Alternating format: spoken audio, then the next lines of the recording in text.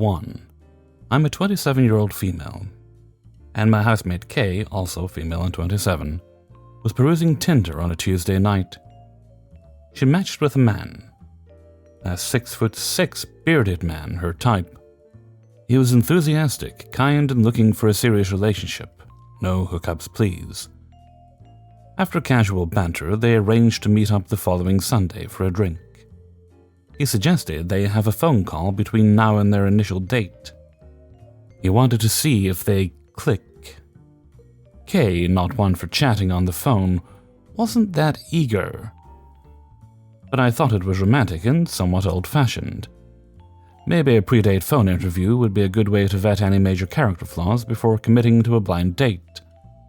Even though I have never done so myself, I optimistically encouraged her. She agreed, and he said, "Great, I'm really looking forward to it." Smiley face. They scheduled to speak on the following night. He was babysitting his nephew and was unable to find the time. Family takes obvious priority, so they rain-checked to Thursday night. She's still reluctant, but he seems sweet and honest, the sort of man who does things by the book. 8 p.m. she calls him, but he doesn't answer. That's fine. She didn't want to speak to him before their Sunday date anyway. Friday comes around, and Kay is having a bad day. She had some unexpected health issues, something she mentioned to him during the day. It was evening, and she was waiting for the healthcare hotline to return her call when he messaged her. He said he'd had a few beers and wanted to call now. She politely declined, said she wasn't feeling up to it. He responds by calling her a useless, well, you get the idea, followed by "best of luck, homie." His perceived rejection sent him into an irrational rage. He shifted from gentle giant into barbarian. I'm Australian, so that word, you know the one, is used a lot and isn't shocking on its own. That's not the case in North America, and not in this context. However, that aside, Kay said the word useless offended her the most. When she was unable to do what he wanted, he branded her as useless without function. I wouldn't be surprised if he lurked in certain online forums, you know the ones. The following day, he and I matched, and we hatched a scheme. He started talking to me immediately and set up a date for that night, Sunday night. He wanted to meet at 7 at a bar close to his house. I suggested 8 because I had stuff I needed to do. It seems 7:30 was the only compromise the barbarian was willing to make. Kay and I bought 2 bottles of wine and went to the park to watch the sunset over the city. He arrived at the bar and asked me if I wanted to sit inside or on the patio. It was a nice night, so I said outside would be romantic. Smiley face. He's still presenting himself as a gentleman at this point. I told him I was 5 minutes away, but I'd be there soon. 8 p.m. comes and goes. I haven't arrived yet because I'm drinking wine, feeling smug, and have no intention of going. And I start to feel paranoid that this 6'6" man would track us down. But we were in too deep now. He texts me. He's twigged I'm not coming. If you're not coming, just tell me. Nah, I heard you don't respect women. Best of luck, homie. He then told me to go die and called me the C-bomb multiple times. But somehow, I don't think he fully made the connection. What I did was petty, sure, but revenge is rarely noble. I'm not saying that it was an effective way to teach him manners or basic human decency. In fact, it probably reaffirmed his hatred for women. But my goal wasn't to teach him anything. My goal was to make him feel small, and for a man of his stature, that is quite a feat. 2. My neighbor is an idiot, and we have been having issues with her from the start. 6-hour relentless dog barking 4 days a week for years, yelling at me for stealing water flowing downhill, dead rabbit on the doorstep. The usual property line arguments, emptying her toxic hot tub onto our property, lying by the hedges to spy on us, parties, noise, etc. Ad nauseum. Just run-of-the-mill bad neighbor stuff. Eventually, we built a giant fence, and it has kept the bullcrap to a minimum. Both yards have plenty of mature trees. We have 3 maples over 150 years old and a nearly 100-year-old birch, a 12-foot cedar hedge. Add that to the giant fence, and daylight is at minimum in our backyard in summer. Idiot neighbor had 2-century-old trees and a very mature mulberry tree that hung over the fence in the only area that enjoys direct sunlight. Now, this part is entirely our fault. One spring we built a patio there, with light gray stone. The mulberry tree has dark purple fruit, and hers is extremely prolific. The week construction was finished was the week the berries ripened and began to drop in the slightest breeze. Sitting out there for any length of time, and you would be pelted with berries leaving purple stains like you were shot with a paintball, and sweeping a path was the only way to not step on them. If this lasted only for a few weeks, it would be tolerable, but mulberries are in season all summer. The amount of birds that feasted on the fruit and promptly deposited bright purple bird shit on everything we owned outside was unbelievable.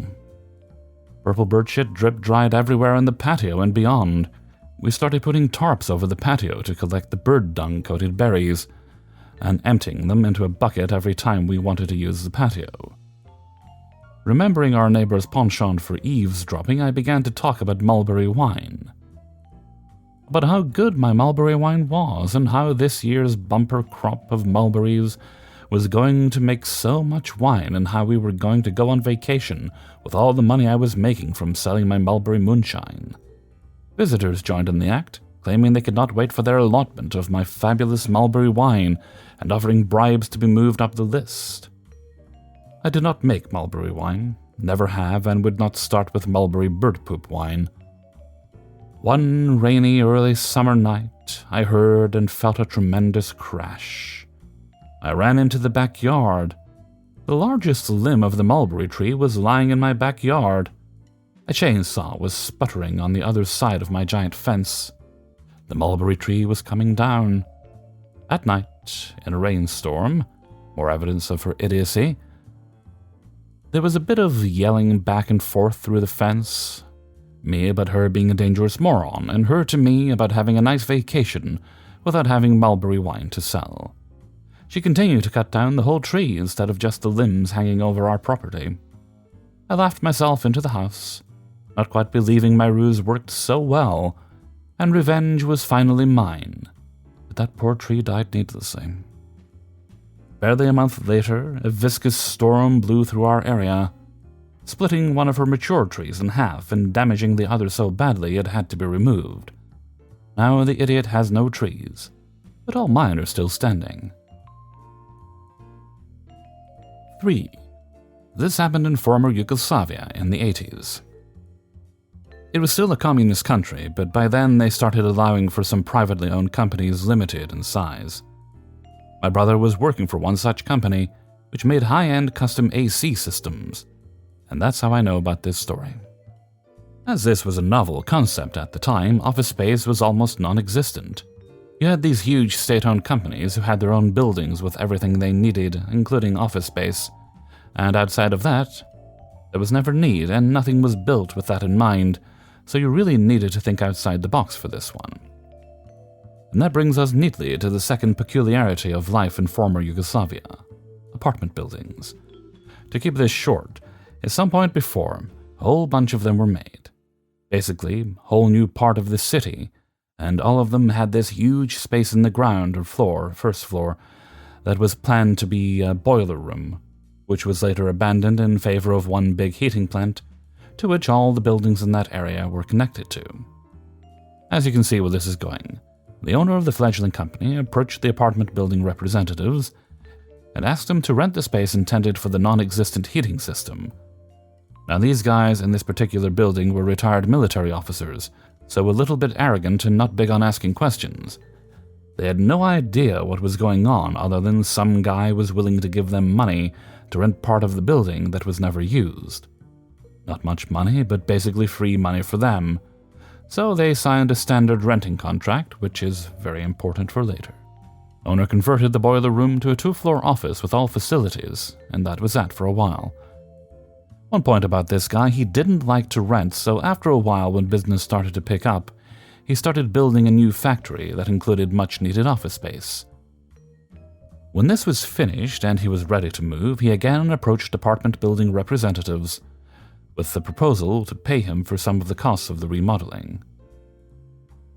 They could now rent for a way higher price as office space was by then in high demand, and for what he was asking, they would be in the clear in less than a year, and after that, profit.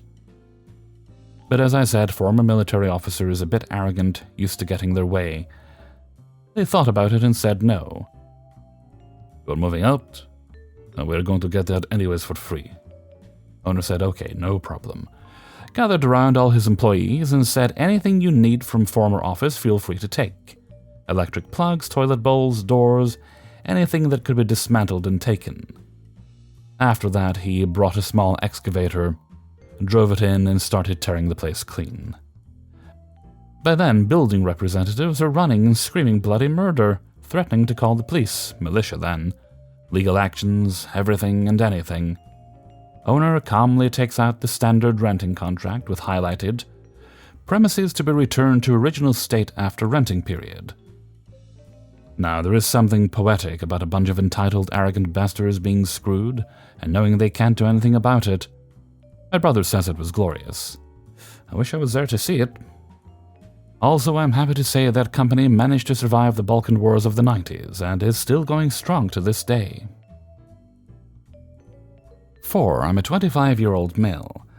Let me introduce you to the key players in this story. First, we have my dog. She is a service animal and, as a result, is very well trained. Up next, my annoying and petty neighbors. I live in a small duplex with an even smaller front yard that isn't fenced in. The only thing separating the duplex and neighbor's house is a very narrow driveway. It's important to note that when I refer to the neighbors, I'm not referring to the residents of the connecting unit of the duplex, but the owners of the house a driveway over. My neighbors have a history of annoying behavior. For starters, they are extremely socially awkward. They watch over us like hawks, have never been able to hold a conversation with us, despite us being friendly and trying, and are some of the most passive-aggressive people on Earth. Maybe it's because we're college-aged and they have something against the Utes.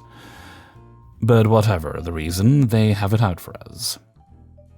The neighbors have called our landlords to tell them we are partying at all hours of the night. The family with infants in the connecting unit, the unit that shares a wall with us, have never once complained. When the landlord asked them about these complaints, they always denied it. For reference, aside from me, none of the other residents of the house even drink. I drink on occasion, once every few months, but never at the house out of respect for the sober people. The neighbors called the city over the course of several months and got one side of the street turned into a no parking zone. Because we have 4 cars in total, 1 for each person that lives in our unit, and we have to park it on the street. This obstructed their view. As a result, we started parking in front of their house on the legal side of the street. One day, when we were gone, they moved their truck from the driveway that has ample parking to the street to block us from parking there. Their truck didn't move for about 6 months.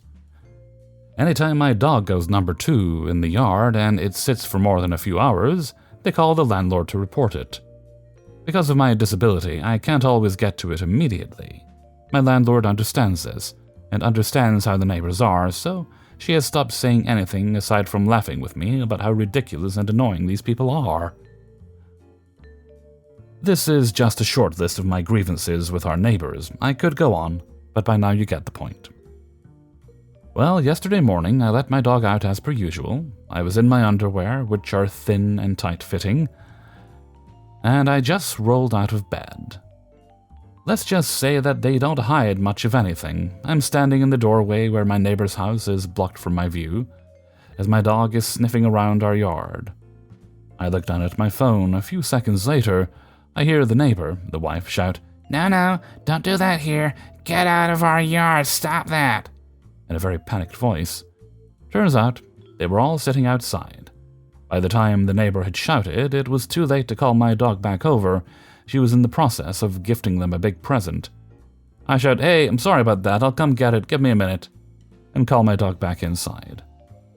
Dead silence. About 15 seconds go by. I was on my way to my room to throw some pants and a shirt when I hear a muffled shout from the husband. "Can't pick this up right now." I chuckled to myself and shouted, "Okay."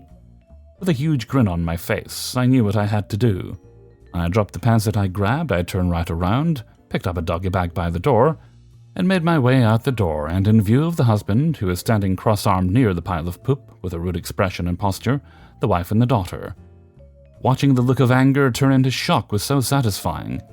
He was truly speechless, as was the rest of the family. I'm just happy to have a story I can finally share. I also think the family is LDS, Mormon, so that is probably the most graphic display of private bits I have ever seen, at least in the non-marital sense. 5. This happened long enough ago in college that I feel okay sharing it now. A little while ago, I was taking this one ethics course that was required for my major, and it had the most insufferable professor. First of all, it was a college ethics course, so there's your first red flag right there. Secondly, it was only taught by one professor who used his own textbook for the course. For the first half of the semester, I thought it was a bit of a pain, but tolerable. It helped that my expectations were low. Then the midterm came up. It was an online course, so we were allowed and expected to use notes and internet during the exam. I eventually got this one question, which went something like this. According to Sir Fartington Smythe, it is immoral to kick someone in the balls while sprinkling pepper in their face. Do you agree, and why?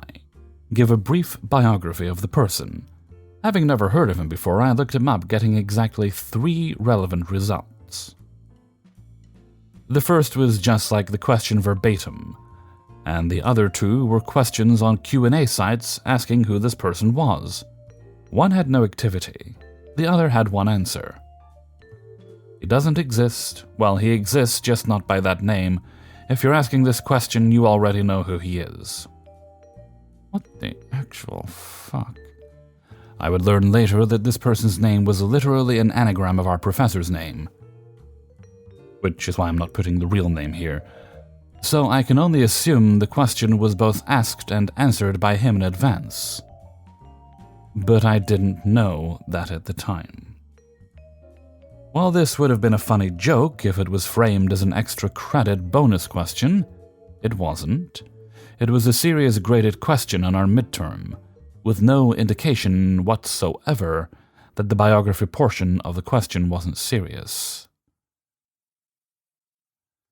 At a complete loss for words, I decided, fine, you want a biography of a person who doesn't exist, I'll give you one. After my actual serious response to the quote, I ended up writing this masterpiece of bullshit. Fartington Smythe, born as Lucas Schmidt, which was a random name I made up, was born in the backwater alleyways of Ursprung, Germany in 1954. Impoverished and orphaned by the age of 4, he was taken in by the German mafia for his pickpocketing skills. Raised to be merely a tool for the mafia, he scored his first kill by the age of 6. This would perhaps be the origin story of some sociopathic serial killer. But everything changed for young Schmidt in 1964, when he stumbled upon a copy of Dr. Seuss's Horton Hears a Who. Touched by its inspiring words, Schmidt had, for the first time, experienced actual human emotion. And now that he had a taste, he knew he would never go back. He fled from the German mafia and hid away in Switzerland, studying literature and philosophy. He began to write about our course's specific branch of ethics under the pen name Fartington Smythe, so as to avoid recognition by the German mafia, with hopes of indirectly undermining them without drawing attention to himself. And while this story may seem fantastical, it is at least more interesting than he doesn't exist. This ended up being longer than the serious answer I gave in my response to the quote. My professor ended up giving me extra points for making him laugh, so at least he had a sense of humor. Hey everybody, Hellfreezer here, and thank you very much for listening to Revenge is Ice Cream, episode 145. And thank you very much to everybody who allowed me to use their stories in this video. Okay, now if you enjoyed the video, I'm not going to ask you to like or subscribe, what I'm going to ask you to do today is click just next to where it says subscribe. You'll see a little bell icon, right? Now, if that icon is hollow, then you're probably not getting a lot of notifications for the channel. So what you got to do is you got to click on that and see where it says all at the top. You've got 3 options. Click on the one that says all, and that should ensure that you get notified for the channel. Okay. Let's see what we can do to get those views back up, yeah? Right, what day is it? We're on Monday. Yes, we are. As originally uploaded, this is Monday the 6th. But we do have a Health Reasons question of the day. Okay. Oh, and thank you for your feedback on yesterday's question. We'll just proceed as normal, since that seems to be the best way.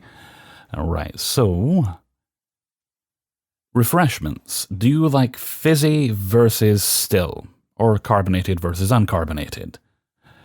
Personally, it depends on what it is. I like my iced teas to be still. There is such a thing as carbonated iced tea, and no thank you, none of that for me. Not my sort of thing. But I generally like other drinks, like your colas, lemonade. Lemonade is carbonated here in the UK, or what we call lemonade is carbonated. A bit like Sprite, basically. Or if it's those kind of unsweetened sodas, like cucumber soda and things like that, they're very nice carbonated on a hot day. So, what are your favorites and how do you prefer it? Please leave a comment in the description below. Okay, and with that, I'm going to head off for now. So until next time, thank you very much for listening, and take very good care of yourselves.